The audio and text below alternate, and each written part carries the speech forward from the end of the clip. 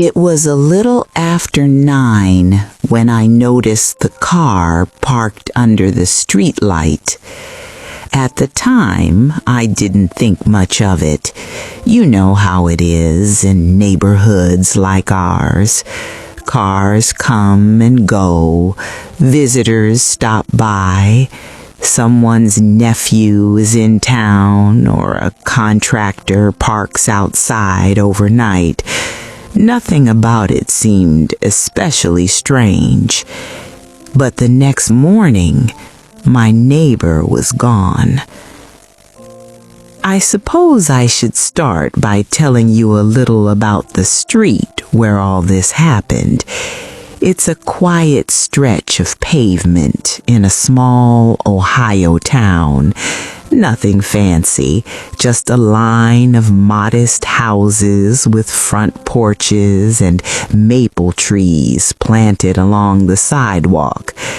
When I moved here back in 1978, the trees were barely taller than a man. Now they arch over the street like an old cathedral ceiling. People here know each other. Not in a nosy way exactly, but in the way neighbors used to before everyone started closing their curtains and staying inside. We wave when someone drives past. We notice when the garbage cans get left out too long.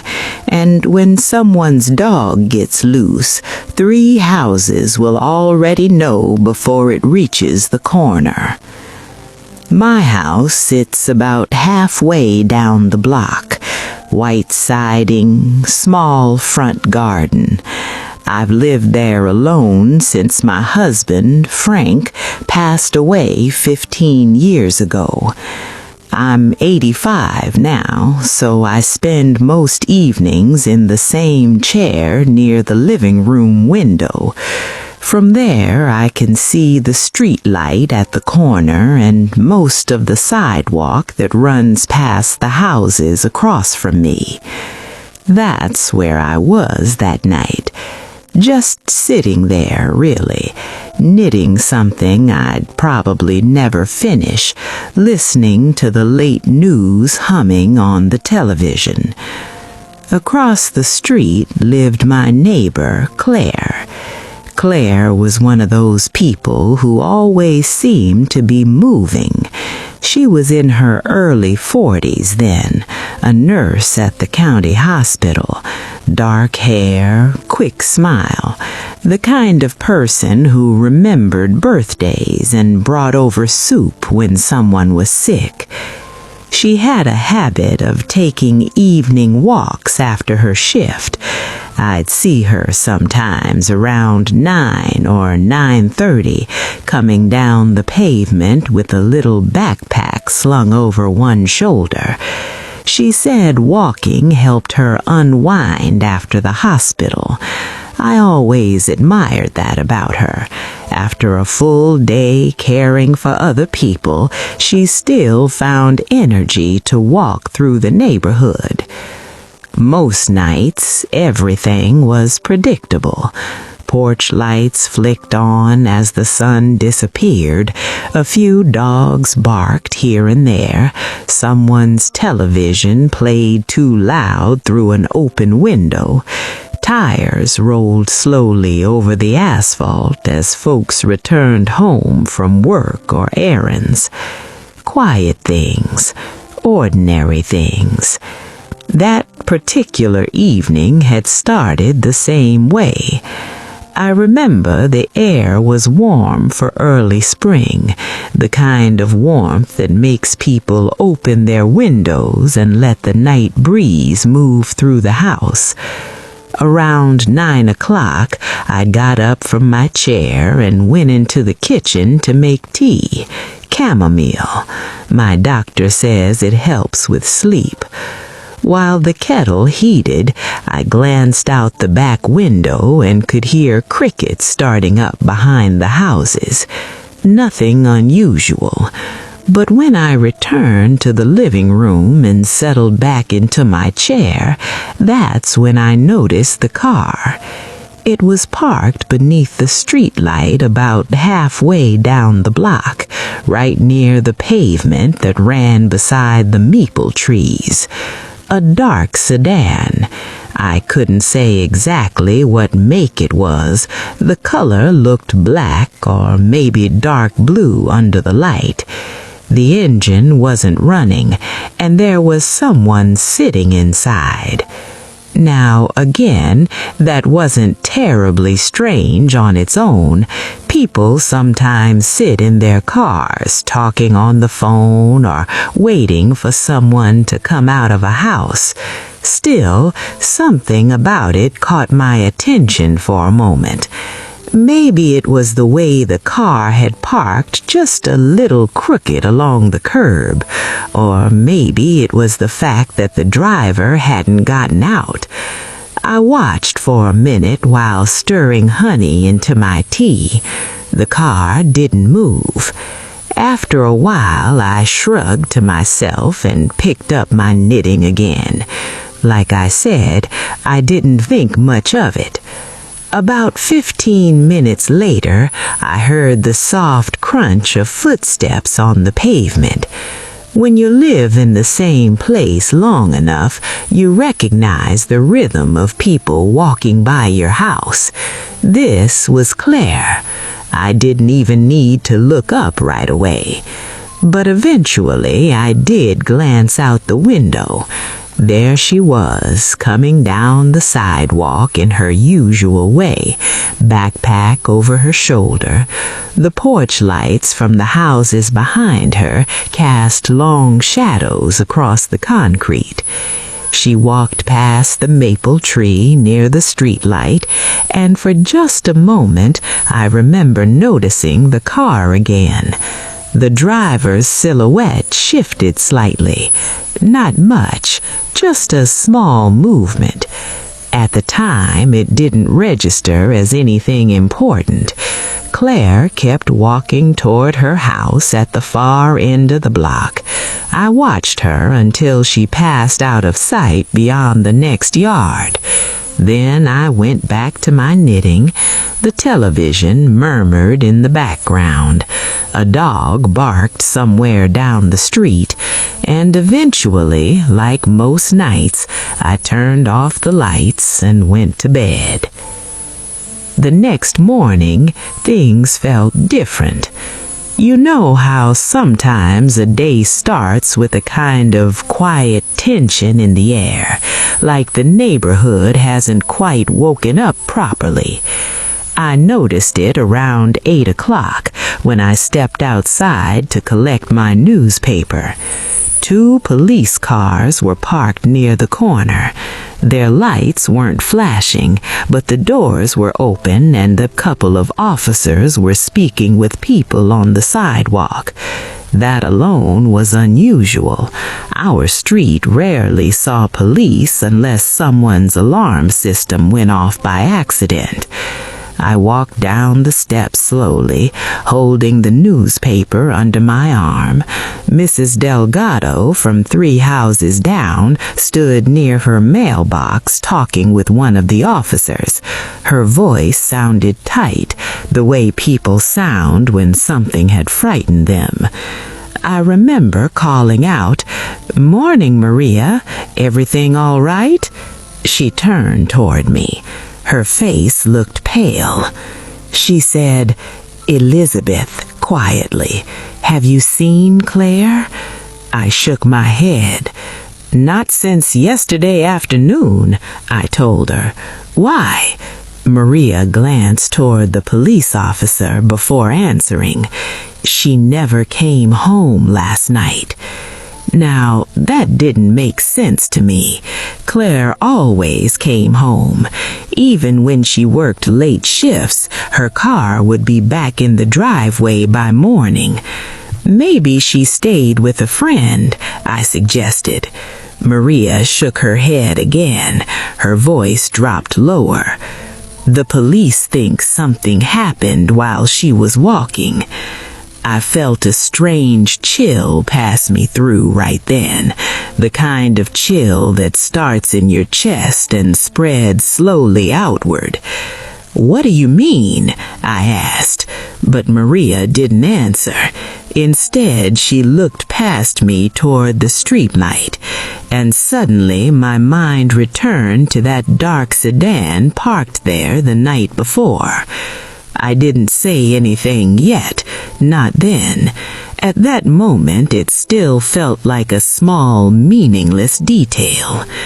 Police began moving slowly from house to house that morning, asking neighbors if anyone had seen Claire walking the night before. They knocked on my door around 9. 2 officers stood on the porch, a younger one with a notebook and an older man with gray hair. They asked the same questions they'd asked everyone else. Had I seen Claire? Did I know what time she usually walked? Had I noticed anything unusual? I told them about seeing her pass by around 9:15. The younger officer wrote it down, but when they asked if I had seen anything strange, I hesitated. For a moment, I almost mentioned the car, but I remember thinking to myself, it probably doesn't matter. Cars park on that street all the time.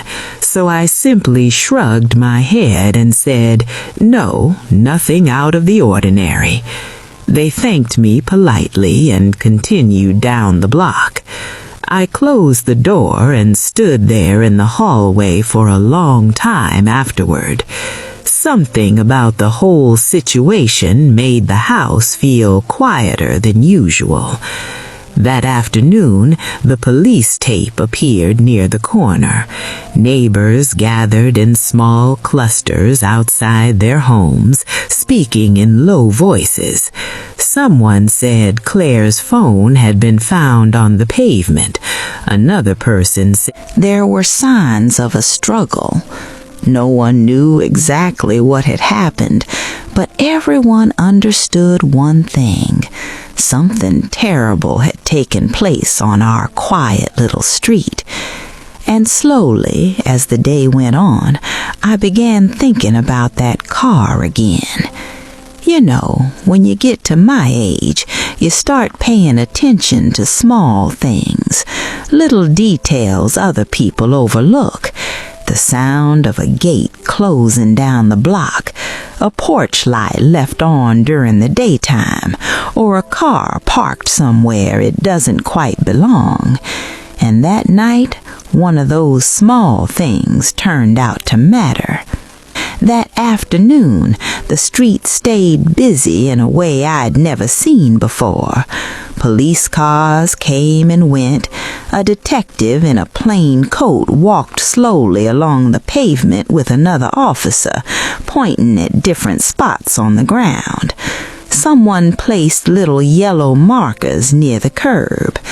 From my living room window, I could see neighbors gathering in quiet clusters.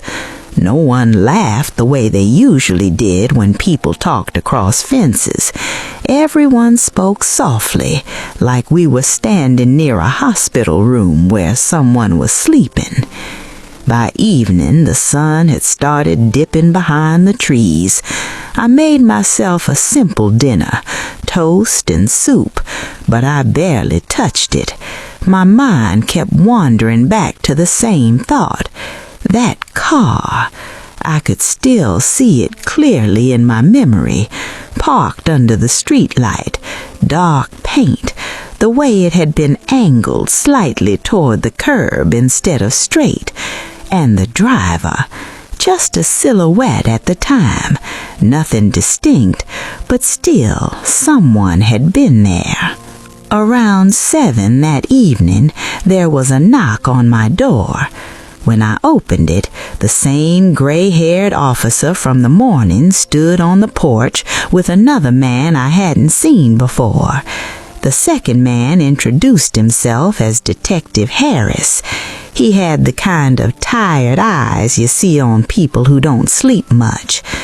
"Mrs. May," he said gently, "we're going back through the neighborhood again, just making sure we didn't miss anything." I nodded and invited them inside. They sat at my kitchen table while I poured coffee into 3 cups. My mother raised me to believe you always offer coffee when someone visits, even if they're police officers asking questions about something terrible. Detective Harris looked around the kitchen quietly for a moment. Then he asked the same questions again. What time had I seen Claire walking? Which direction had she been heading? Had I noticed anyone else nearby? I answered as carefully as I could. 9:15, maybe a little later, she was walking toward her house. And no, I hadn't seen anyone else on the sidewalk. The detective nodded slowly, jotting things down in a small notebook. But when he reached the last question again, whether I had noticed anything unusual, my chest tightened, because by then that car had been sitting in my mind all day. I set my coffee cup down on the table. "Well," I said slowly, "it might not matter." The detective looked up. "Sometimes the smallest things matter." So I told them. I explained how I'd been sitting by the window and noticed a dark sedan parked beneath the streetlight, how someone had been sitting inside, and how the car had still been there when Claire walked past. Both officers became very still while I spoke. "Do you remember what kind of car?" the detective asked. I shook my head. "No, not exactly, just dark-colored." "Did you see the driver?" "Only a shape," I said. "Maybe a man, but I couldn't say for sure." The detective scribbled something in his notebook. Then he asked a question that made my heart beat a little faster. "Did you happen to see the license plate?" I almost said no, but then a strange thing happened. You see, when you get older, your memory works in curious ways. Sometimes you forget where you put your glasses 5 minutes ago, but other times a small detail from years back comes rushing forward as clear as glass. And suddenly I remembered something. Not the whole plate, just part of it, a few letters. I leaned back in my chair, closing my eyes for a moment. "I think," I said slowly, "I think it started with K and L." The detective stopped writing. "You're sure?" "Well, fairly sure," I replied. "And the numbers, I remember 2 7s. He looked at the other officer. They didn't say anything right away, but I could feel the air in the room shift slightly, like something had clicked into place. "Mrs. May," the detective said carefully, "that's very helpful." I felt a little embarrassed then. "Oh, goodness," I said, "it's probably nothing. Cars pass through here all the time." But the detective shook his head. "You'd be surprised how useful a partial plate can be." They stayed another 10 minutes, asking small follow-up questions. Where exactly the car had been parked, whether the engine had been running, if I had heard any sounds afterwards. I told them everything I could remember. Eventually they stood to leave. As the detective reached the door, he turned back toward me. "Thank you," he said quietly. "You might have just given us something important."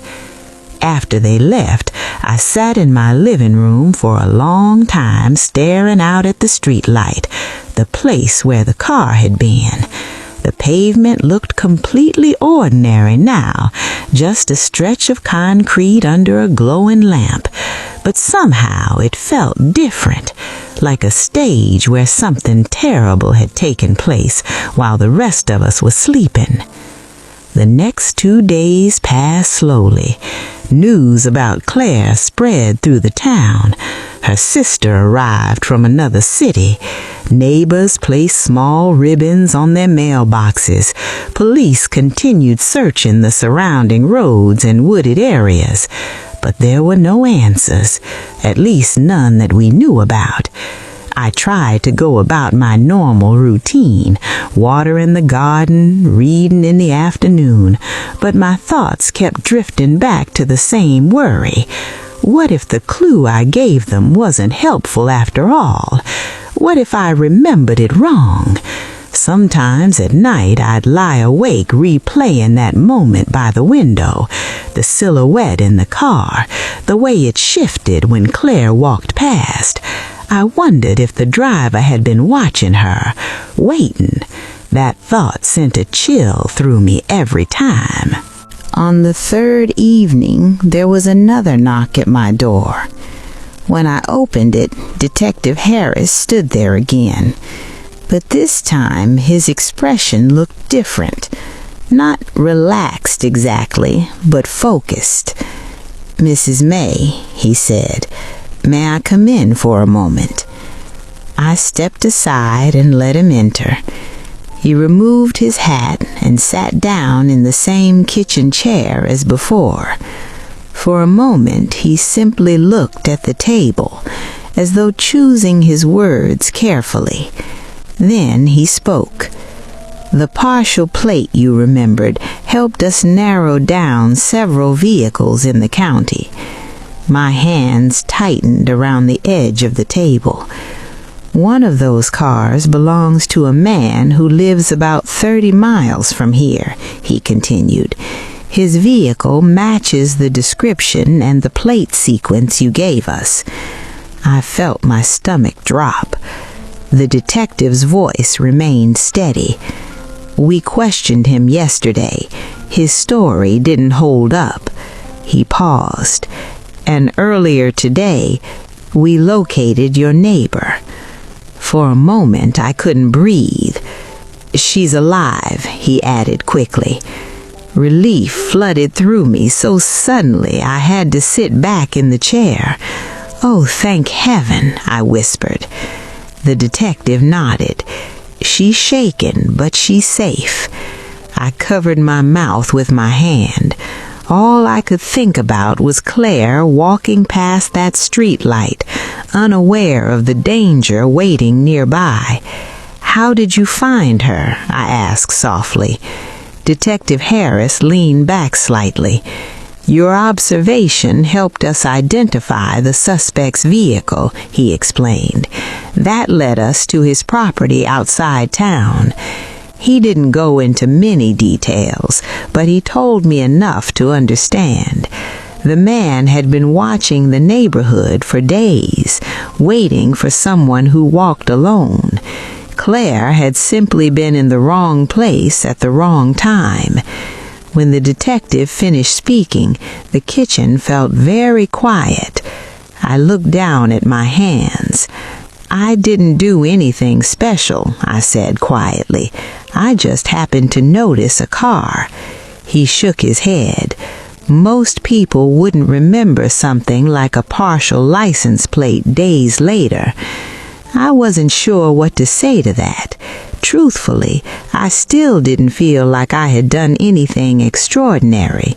I had simply looked out my window and paid attention. Later that week, Claire came home. Neighbors gathered along the street as the police car pulled into her driveway. When she stepped out, people clapped softly, and some of them cried. She looked tired and pale, but she was walking, alive. I stood near the edge of my yard, watching quietly. At one point, she looked across the street toward my house. Our eyes met for just a second, and she smiled, a small, grateful smile. I lifted my hand and waved back. In that moment, I felt something settle inside me, a strange mixture of relief and humility, because the truth is, I hadn't set out to save anyone. I had simply noticed something that didn't feel quite right and remembered it. After Claire came home, the street slowly began returning to something that resembled normal life. But for a while, everything felt a little different. People kept their porch lights on later than usual.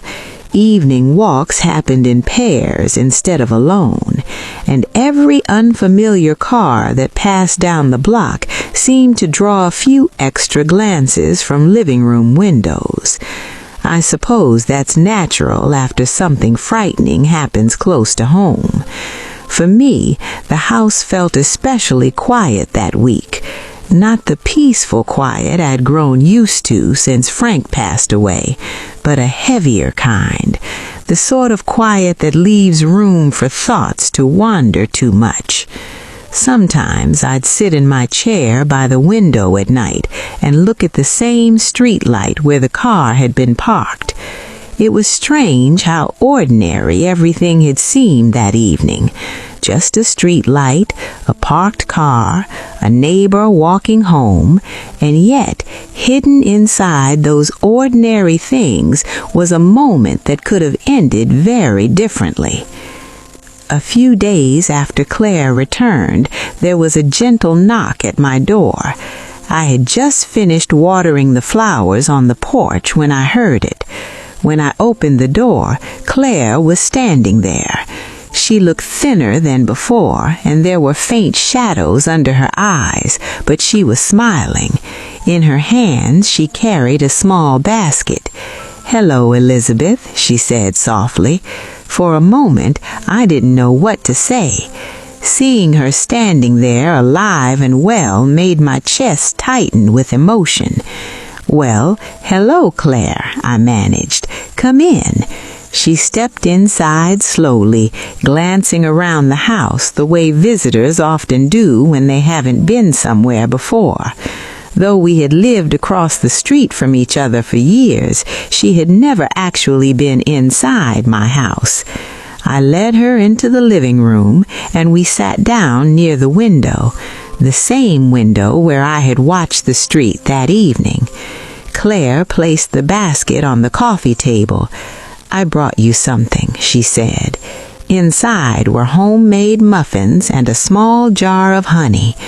"You didn't have to do that," I told her, but she shook her head. "Yes, I did." For a moment, neither of us spoke. The quiet between us wasn't uncomfortable exactly. It felt more like the quiet that comes after something heavy has finally lifted. Then Claire looked at me. Her eyes filled slightly with tears. "The detective told me what you remembered," she said. I felt my cheeks warm. "Oh, that," I replied lightly. "It was nothing really." But Claire leaned forward. "No," she said gently, "it wasn't nothing." Her voice trembled a little as she continued. "They told me that the license plate you remembered helped them find him." I looked down at my hands. "Well, I'm glad it helped," I said softly. Claire reached across the table and placed her hand over mine. "You helped save my life," she said. Those words made me uncomfortable in a way I can't fully explain. Not because I doubted her sincerity, but because the whole thing still felt too large for such a small action. I had simply noticed a car. That was all. "I think the police deserve most of the credit," I said quietly. Claire smiled faintly. "Maybe," she said, "but if you hadn't spoken up, they might not have known where to start." For a moment we both looked out the window toward the street. Children were riding bicycles near the corner. A dog barked somewhere in the distance. Ordinary sounds, normal life continuing. Claire took a slow breath. "You know," she said, "I almost didn't go for that walk." That caught my attention. "Oh?" she explained. "I had a long shift at the hospital. I was tired. I thought about going straight home." She paused. "But walking always clears my head." I nodded. "I remember you passing the street light." She glanced toward the corner. "That's where he grabbed me," she said quietly. The words hung in the air between us. Claire didn't go into many details about what happened afterwards, and I didn't ask. Some things don't need to be spoken aloud. But she did tell me one small thing that stayed with me. He had been watching the street for a while, waiting for someone who walked alone. That thought sent a shiver through me. All those nights we lived our normal routines, walking the pavement, watering plants, sitting by the window, and somewhere nearby someone had been waiting. After a while, Claire stood to leave. Before she stepped out the door, she turned back toward me. "I'm very glad you were looking out that window," she said. I smiled. "Well," I replied gently, "that's what old ladies do best." She laughed softly, and then she walked back across the street toward her home. I stood on the porch, watching until she reached her front door. Life eventually settled back into its familiar rhythm after that. Weeks turned into months, months into years. Claire continued her evening walks, though now she often walked with her sister or one of the neighbors. The police car stopped appearing. The yellow markers disappeared from the pavement, and the street light returned to being just a street light again. Still, every now and then when I sit in my chair at night, I find myself thinking about that evening, about how easily I might have ignored that car, how easily I might have forgotten those letters on the license plate, or how easily I might have decided the detail wasn't important enough to mention.